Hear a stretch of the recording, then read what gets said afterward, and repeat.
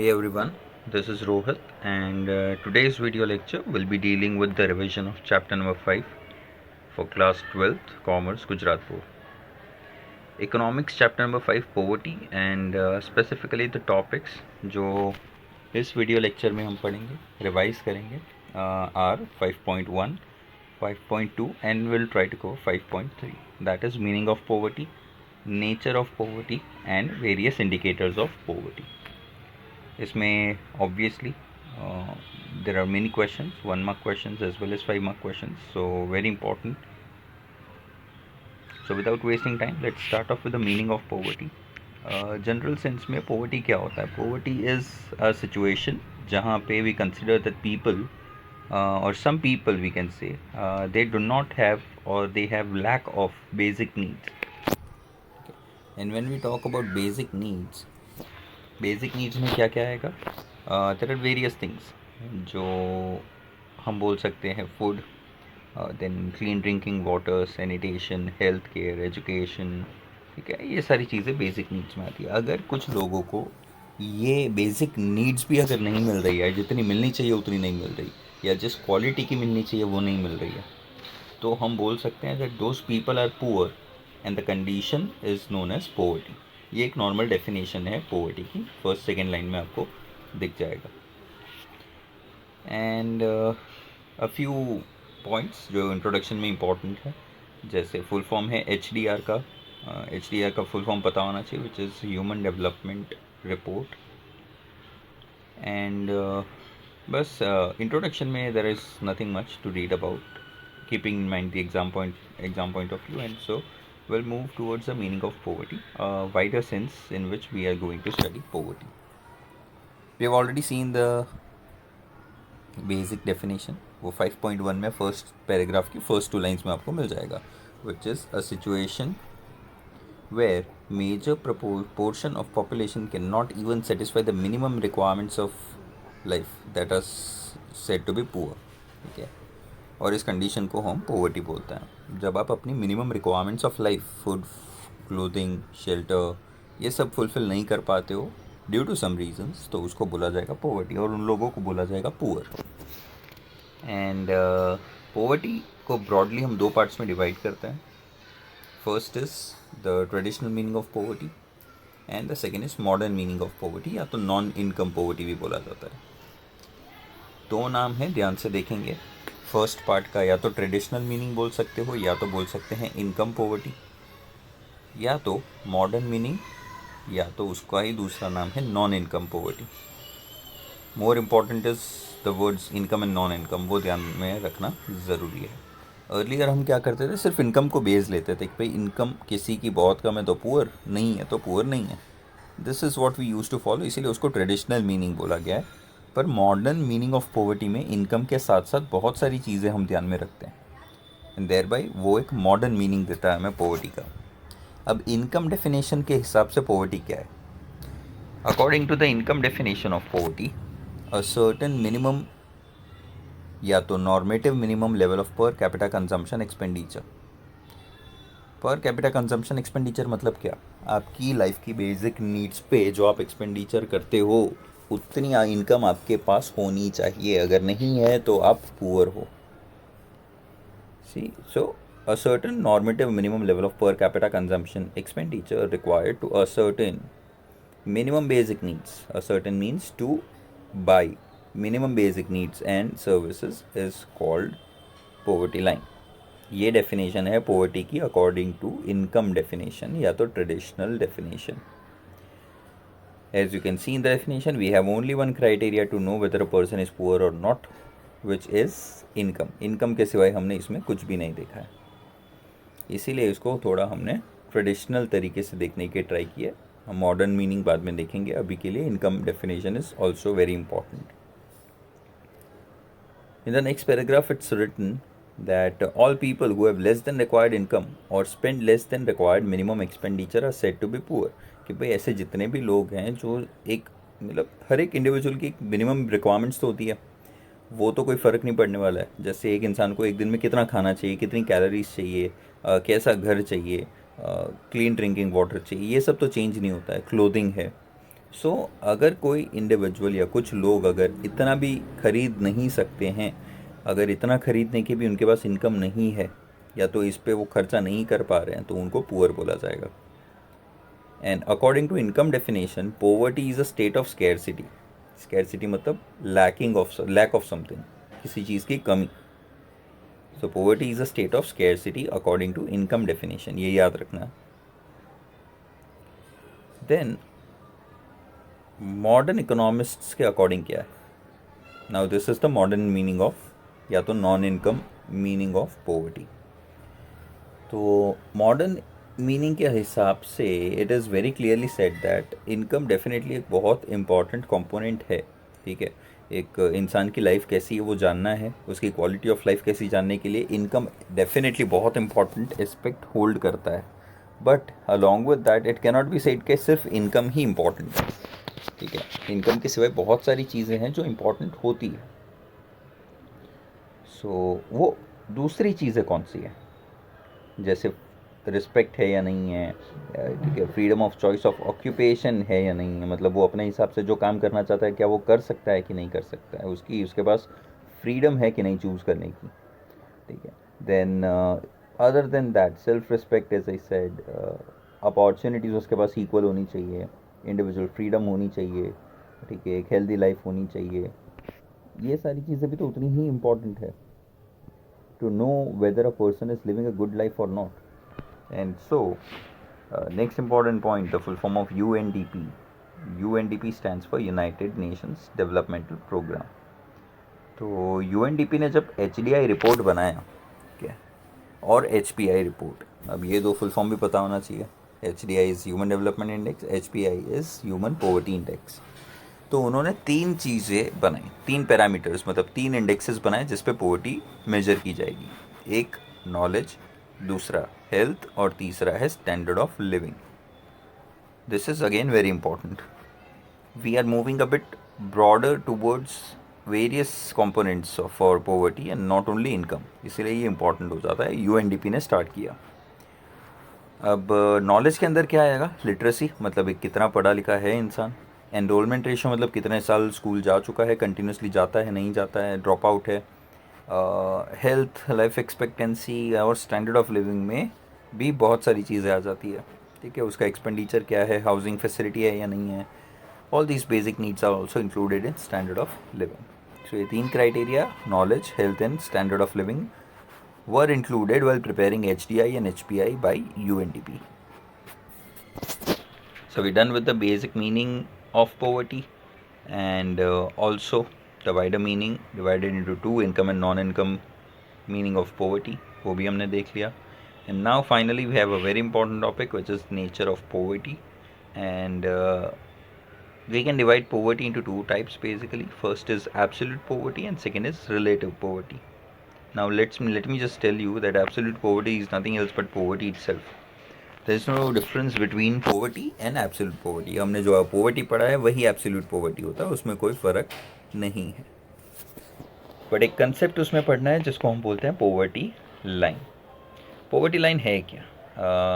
Talking about poverty line, it's like an imaginary line that the government draws in a country where the government divides the population into sections to know whether who is the person or who are the people who are in need. मतलब poor कौन है ये जानने के लिए poverty line तो बनानी पड़ेगी. पोवर्टी लाइन जो इमेजिनरी लाइन है उसके नीचे आने वाले लोग पुअर, तो गवर्नमेंट उन पे फोकस करके उनके लिए अपलिफ्टमेंट की पॉलिसीज़ बना सकती है. And this is the purpose why do we have poverty line. And it's basically categorization, division of the society into haves and have nots. Haves and have nots का मतलब होता है जिसके पास रिसोर्स है, इनकम है, और जिसके पास नहीं है. जिसके पास नहीं है वो पुअर और पोवर्टी लाइन के नीचे. अब नेक्स्ट पैराग्राफ से कुछ फैक्ट्स है जो आपको याद रखने हैं, जैसे ICMR का full form. ICMR is Indian council of medical research. उसने रूरल एरिया में कैलोरी इंटेक का डेटा दिया था, that was 2400 calories, and urban area में 2100 कैलोरीज पर डे पर पर्सन. एक इंसान को एक दिन में कितनी कैलोरी कंज्यूम करना ज़रूरी है, वो अर्बन एरिया में है 2100 और रूरल एरिया में 2400, बिकॉज रूरल एरिया में ज़्यादा लेबरस वर्क होता है, मेहनत वाला काम होता है, तो कैलोरी ज़्यादा चाहिए उनको.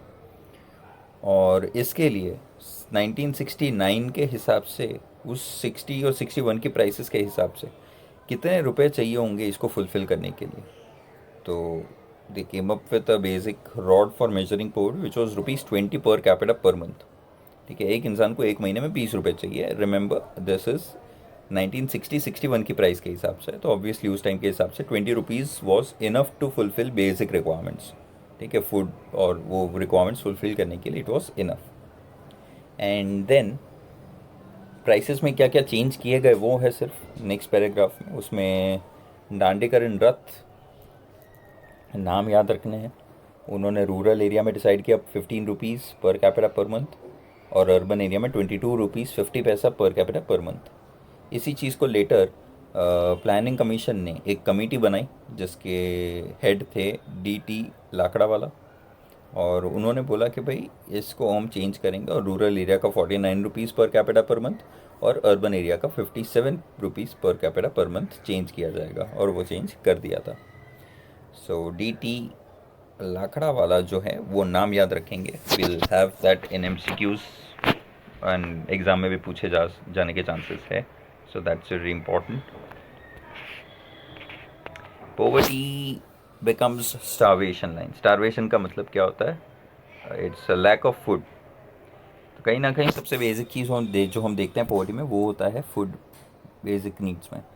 सो पॉवर्टी लाइन जो है स्टारवेशन लाइन बन जाती है जस्ट बिकॉज हम हंगर और कैलोरी कंजम्पशन को ज़्यादा ध्यान में रखते हैं।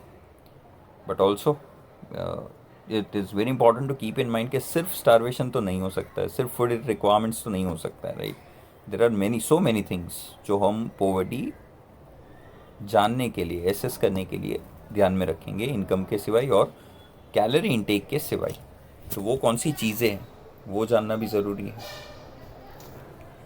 सो इसको ज़्यादा प्रोग्रेसिव बनाने के लिए एक इंसान कितना फ्यूल यूज़ करना चाहिए, क्लोथिंग उसके पास है या नहीं, एजुकेशनल एक्सपेंडिचर मतलब पढ़ाई लिखाई पे कितना खर्चा करता है, हाउसिंग फैसिलिटी है या नहीं है, ये सारी चीज़ें भी हम देखते हैं। And so under the chairmanship of professor Suresh Tendulkar की कमेटी ने एक रिपोर्ट सबमिट की गवर्नमेंट को 2009 में। ठीक है, एंड इसके according consumption expenditure minimum calorie requirement के लिए जो अभी हमने पढ़ा, उसके सिवाय एजुकेशन और हेल्थ पे कितना खर्चा किया जाता है वो भी ऐड किया जाएगा। This was the recommendation of Tendulkar committee. ये तेंदुलकर कमेटी वाला पॉइंट याद रखेंगे, इट इज़ वेरी इंपॉर्टेंट। पूछा जाता है उसके रिकमेंडेशन क्या थे, तो उसने ये रिकमेंड किया कि आप कैलोरी के पीछे जितना खर्चा कर रहे हो उसके साथ साथ एजुकेशन और हेल्थ के पीछे का खर्चा भी हम ऐड करेंगे, और इसके हिसाब से per capita per month expenditure rural area के लिए आया 816 और अर्बन एरिया के लिए आ गया ₹1000। एंड ये पॉवर्टी लाइन डिसाइड की गई फाइनली। बट ये तो इंडिया की बात होगी। अगर मुझे वर्ल्ड लेवल पे कंपेयर करना है कि भाई इंडिया में पॉवर्टी के क्या कंडीशंस है when we compare it with other countries, तो इट इज़ वेरी ऑब्वियस हर एक कंट्री में पॉवर्टी का कंडीशन अलग होता है। एंड सो एक ऐसा मेजर होना भी ज़रूरी है जो पूरे वर्ल्ड में एप्लीकेबल हो।